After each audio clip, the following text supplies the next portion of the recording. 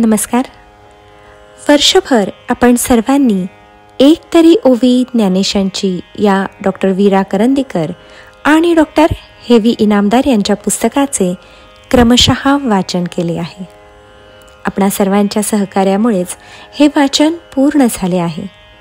आज शेवटचा भाग आपण सर्वजण ऐकणार आहोत.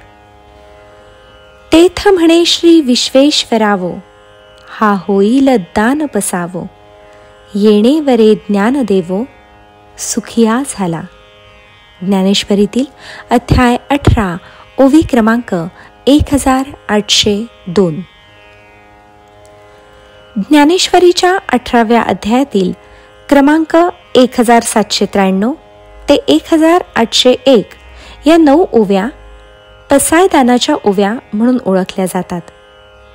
आता विश्वात्मके देवे, येणे वाग्यज्ञे तोषावे, या ओवीनं पसायदानाचा प्रारंभ होतो आणि तेथ म्हणे श्री विश्वेश्वरावो, हा होईल दान पसावो, या ओवीनं त्याचा समारोप होतो. तोषोनी मज द्यावे पसायदान हे, परमेश्वरानं संतुष्ट होऊन मला प्रसादाचं देणं द्यावं अशी प्रार्थना ज्ञानेश्वरांनी आरंभीच्या ओवीत केली आहे.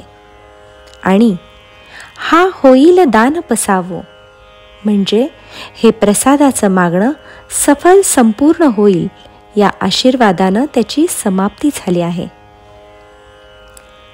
धर्मकीर्तन हे सिद्धी गेले असं जाणवल्यानंतर देवस्वरूप अशा श्री गुरूंजवळ ज्ञानेश्वरांनी हे पसायदान मागितलं आहे. पसाय किंवा प्रसाद हा प्रसन्नतेचा पुरावा आहे. ग्रंथसिद्धीच्या फलश्रुतीची ही मागणी आहे. खळांची व्यंकटी सांडावी म्हणजे दुर्जनांचा कुटिलपणा नाहीसा व्हावा अशी ज्ञानेश्वरांची प्रार्थना आहे.